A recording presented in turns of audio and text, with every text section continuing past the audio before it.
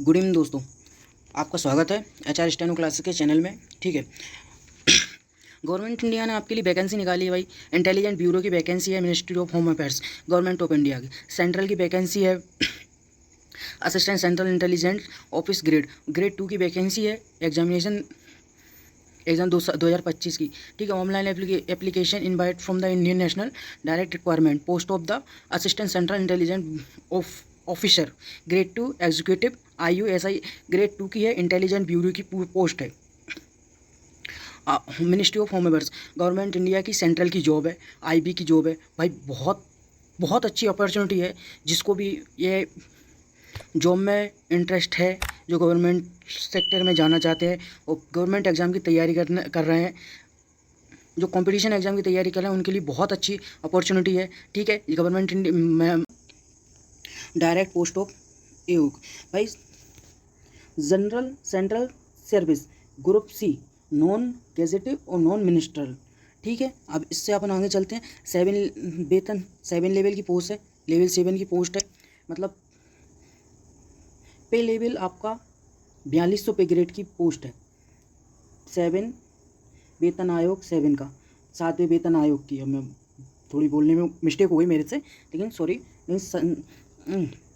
7वें वेतन आयोग का हैगा। ठीक है, 4400 पे ग्रेड पे ये पोस्ट रहेगी आपकी। और 4400 पे ग्रेड की सैलरी करीब आपको ये मान लीजिए आपको 70 से 80 हज़ार रुपये पर मंथ आपका रहेगा। 70 से 80 हज़ार रुपये पर मंथ आपकी स्टार्टिंग है। 70 से 80 हज़ार, 80 हज़ार आप लेके चलिए। 70 से 80 हज़ार आपकी पर मंथ की सैलरी रहेगी इसमें। ठीक है, बहुत अच्छी अपॉर्चुनिटी है सर। गवर्नमेंट सेंट्रल की जॉब है भाई। सेंट्रल की जॉब में आपको पेमेंट अच्छा बहुत जल्दी होता है। चलिए आगे बढ़ते हैं, आपको पोस्ट में बता देता हूँ। ठीक है, हाँ, स्पेशल सिक्योरिटी अलाउंस 20% का भाई।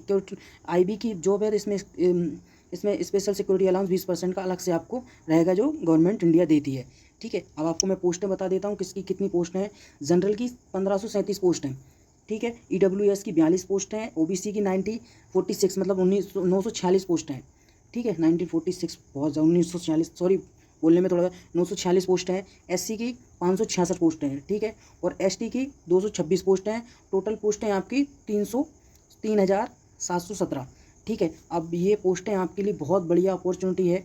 जो भी भाई तैयारी कर रहे हैं, अच्छे से तैयारी कर जाओ। और एक और इसमें कंपलसरी है, कंप्यूटर नॉलेज आपको होना चाहिए। कंप्यूटर का बेसिक नॉलेज आपको होना ज़रूरी है। ठीक है, चलो एज की बात कर लेते हैं, क्या एज रहेगी। आगे बढ़ते हैं अपन। 18 से 27 ईयर्स एज है। 18 से 27 की एज लिमिट है, ये देखिए। ठीक है, 10/8/2025 को आप 27 साल आपकी 18 ईयर्स एज कंप्लीट होनी चाहिए 10/8/2025 तक। ठीक है, अब इसमें आपको मैं बता दूं, अब इसमें रिलैक्सेशन किसको कितना है, रिलैक्सेशन की बात कर लेते हैं अपन। ठीक है, चलते हैं। ठीक है, अपर एज रिलैक्सेशन भाई 5 ईयर्स का SC/ST के लिए। SC/ST के 5 ईयर्स, 3 ईयर्स OBC के लिए। और आगे चलते हैं अपर फॉर कंप्लीट। बाकी कुछ नहीं, एज जैसे आप मैं आपको बता देता हूँ। अपर as relaxation department of candidate. अब वो जो भी कैंडिडेट जो डिपार्टमेंट में ड्यूटी कर रहे हैं, जिनकी 40 साल है, वो इस जॉब में यदि इंटरेस्टेड हैं, इन पोस्टों के लिए यदि इंटरेस्टेड हैं और अवेलेबल हैं, तो उनके लिए 40 ईयर तक वो भर सकते हैं। ठीक है, और हैव 3 ईयर्स रिलैक्सेशन, उनके लिए 3 साल का रिलैक्सेशन अलग से है। चलिए, जो गवर्नमेंट इंडिया के सिविल एम्प्लॉय हैं, ठीक है, और उनके लिए एक और है अलग से टॉप बेसिक। ठीक है, 35 साल के लिए एज अलग है जनरल के लिए। उसमें जैसे आप कैंडिडेट यदि गवर्नमेंट सिविल सर्वेंट में कैंडिडेट भी हैं, उसके लिए भी थोड़ा एज रिलैक्सेशन अलग से है। 35 साल जनरल के लिए है। ठीक है, मैं आपको मार्क करके बताता हूँ। 35 साल जनरल के लिए है, 38 साल OBC के लिए और 40 ईयर्स SC/ST के लिए। ठीक है, रिजर्व वुमेन एंड वुमेन जोडिकल। ठीक है, जो भी अपने उसमें कोटा है, तो उसके लिए भी अलग से उन्होंने आरक्षण दे रखा है। ठीक है, age relaxation service for government, the relaxation government of time to time, जो गवर्नमेंट इंडिया रिलैक्सेशन देती है एक सर्विस मैनों के लिए टाइम टू टाइम, वो उसमें दे रखा है। ठीक है, age limit for relaxation to maximum 5 years then maximum sport person. हाँ, इसमें एक और है, 5 साल का रिलैक्सेशन स्पोर्ट पर्सन के लिए भी है। 5 ईयर्स का रिलैक्सेशन स्पोर्ट पर्सन के लिए भी IB में दे रखा है। ठीक है, ये आपके लिए बहुत अच्छी अपॉर्चुनिटी है स्पेशल पैरा। ठीक है, चलो अब आगे बढ़ते हैं अपन, आगे बढ़ते हैं। और पहले बता देता हूँ भाई, जो PWD मतलब हैंडीकैप कैंडिडेट हैं, बेंचमार्क हैं, वो बिल्कुल अप्लाई ना करें। इसमें पहले ही एक नोट दे रखा है, हैंडीकैप कैंडिडेट सेकंड के लिए सब्सक्रिप्शन कैटेगरी पर्सनल बेंचमार्क, वो अप्लाई ना करें। ठीक है, नो अप्लाई। द और वैकेंसियों में चेंज हो सकता है भाई, वैकेंसियों में नंबर थोड़े ऊपर नीचे 3000 से बढ़ भी सकती हैं, थोड़ी बहुत कम भी हो सकती हैं, कम होने के चांसेस बहुत कम रहते हैं, बढ़ ही सकती हैं जितनी भी बढ़ जाए एजुकेशन। भाई मैं जो भी अपने डॉक्यूमेंट हैं उनको 10/8/2025 तक पूरे कंप्लीट होना चाहिए, पूरे डॉक्यूमेंट को 10/8/2025 तक, और 23:59 तक है ये, 23:29 मतलब 11:59 तक पूरे कंप्लीट होने चाहिए। जब मतलब कंप्लीट हों तो आप जब तक पोर्टल खुला रहेगा आप सब सबमिट कर सकते हो, ठीक है, सक्सेसफुली इन।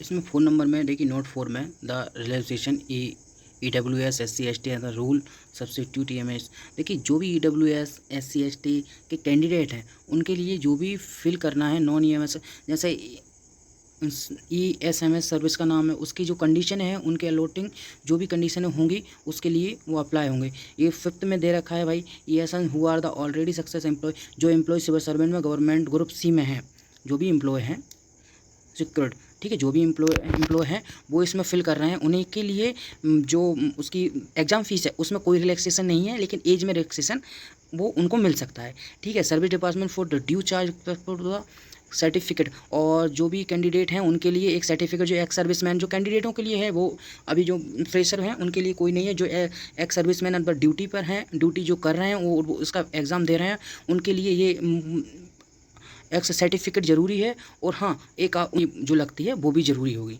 चलिए आगे बढ़ते हैं, और इसमें बेसिक कॉम्प्रेंस परफॉर्मेंस भाई टीयर 1 के अनुसार टीयर 2 पे लिस्ट जाएगी, टीयर 2 के अकॉर्डिंग टीयर 3 में इंटरव्यू के लिए बुलाया जाएगा सभी कैंडिडेटों के लिए सर्विस लाइब्रेरी। चलो आगे बढ़ते हैं। अब इस मिशन, ठीक है, उसका आगे मैं बता देता हूँ भाई, जो एग्ज़ाम होगा उसका मैं बता देता हूँ। चलिए एग्ज़ाम का देख लेते हैं अपन, किससे कैसा एग्ज़ाम होगा, किस पे एग्ज़ाम होगा, ठीक है भाई। टीयर फर्स्ट का एग्ज़ाम होगा डिस्क्रिप्शन ऑफ एग्जामिनेशन।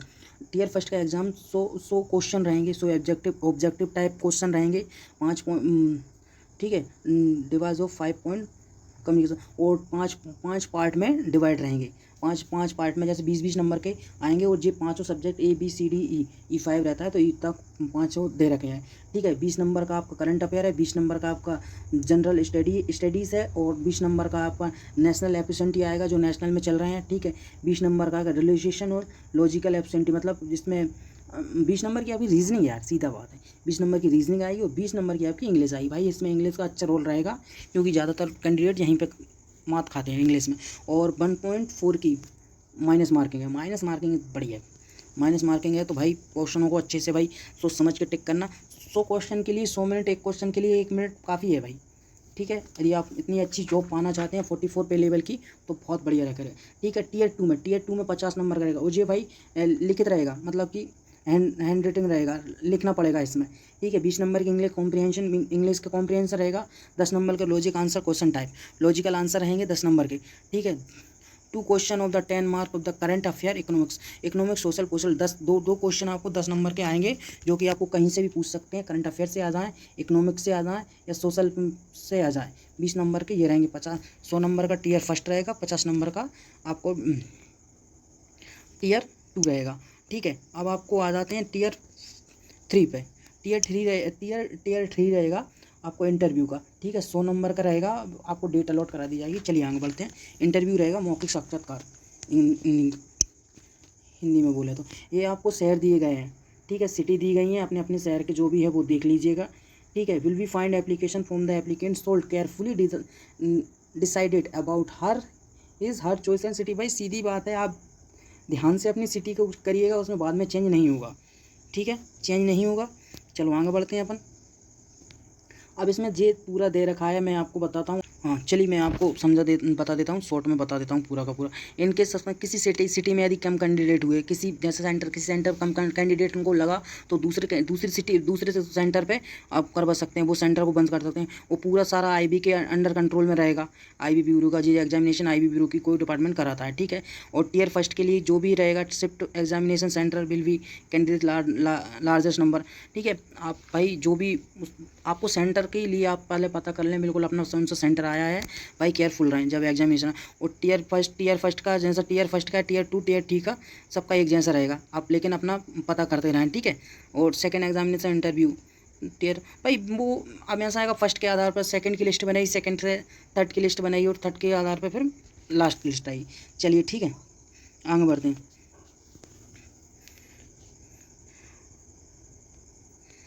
अब मैं आपको बता देता हूँ इसमें क्या दिया जाएगा। The candidate have the approach tier first for the 5 center allot him.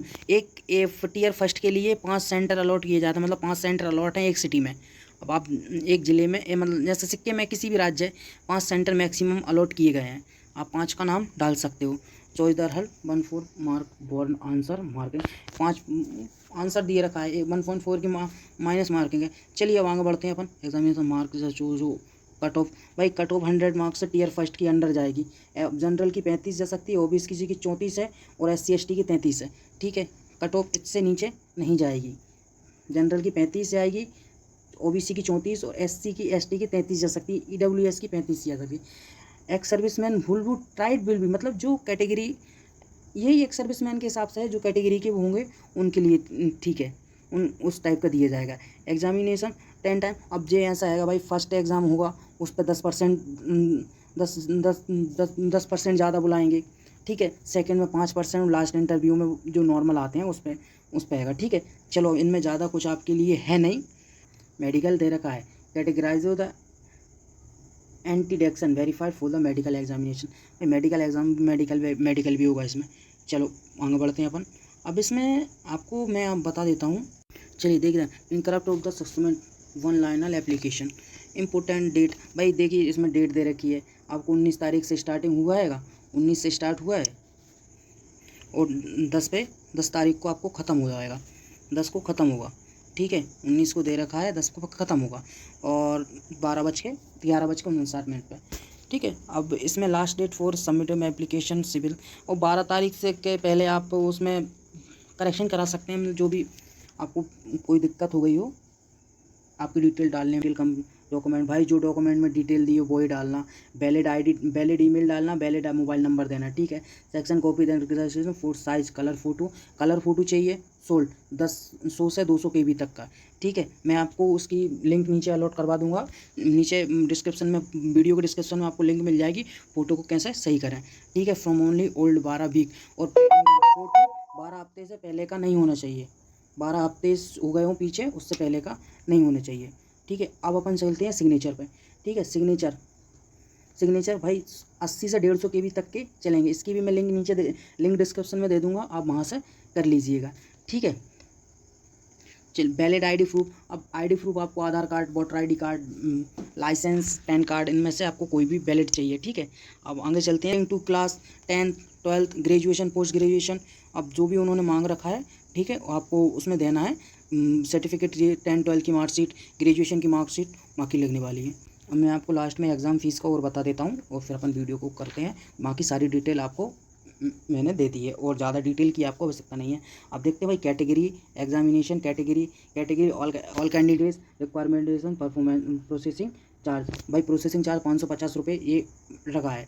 ठीक है, अब मैं male candidate general EWS and OBC category का एग्जामिनेशन फ़ीस 100 रुपये है। ठीक है, रिक्वायरमेंट प्रोसेसिंग चार्ज 550 रुपये प्रोसेसिंग चार्ज वो लगता है, तो 650 रुपये आपका EWS जनरल के लिए 650 रुपये है। ठीक है, अब all SC ST candidate for ex serviceman disability reservation examination for the payment examination fees AI1000 will be have पे रिक्वायरमेंट फॉर चार्ज। आपको 100 रुपये कम लग जाएगा, 100 रुपये कम है, 550 रुपये SC ST के और वुमेन कैंडिडेट के लिए, SC ST कैंडिडेट। ठीक है, और एक्स सर्विसमैन के लिए भी है। चलिए अब आगे बढ़ते हैं अपन।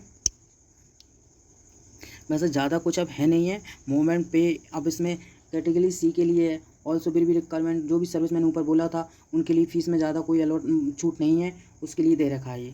अब आप debit card banking payment grade post processing complete following, ये पेमेंट का प्रोसेसिंग पूरा दे रखा है, ये पूरा प्रोसेसिंग पेमेंट का दे रखा है ये वाला। कैसे आप पेमेंट कर सकते हैं, कहाँ से आप करेंगे, वो ऑनलाइन जाओगे तो वैसे भी वो कर देता है। ठीक है, उसकी आपको ज़्यादा कोई उसमें इशू नहीं आएगा। चलिए ख़त्म करते हैं, वैसा कुछ है नहीं है। जो भी होगा मुझे आपको डाउट हो वो मुझे आप कमेंट बॉक्स में कमेंट कर दीजिएगा। ठीक है, आपको सारा डाउट, ये नीचे फॉर्म दिया रखा है। ठीक है, मैं आपको एक फॉर्म कैसे भरना है उसकी और वीडियो कल शाम को आपको वीडियो दे दूंगा। यदि आप मोबाइल से ही फॉर्म भरना चाहो तो उससे भी फॉर्म भर सकते हो। ठीक है, ये वीडियो है। चलिए मिलते हैं दोस्तों, नेक्स्ट वीडियो में मिलते हैं अपन। और अच्छी और वैकेंसी का जो भी वैकेंसी आ रही है मैं उनकी सारी वीडियो डाल दूंगा। मुझे सपोर्ट करने के लिए चैनल को सब्सक्राइब ज़रूर कर लें और दोस्तों को शेयर करें। ठीक है, चलिए मिलते हैं नेक्स्ट वीडियो में। Hey there. Subscribe to my channel.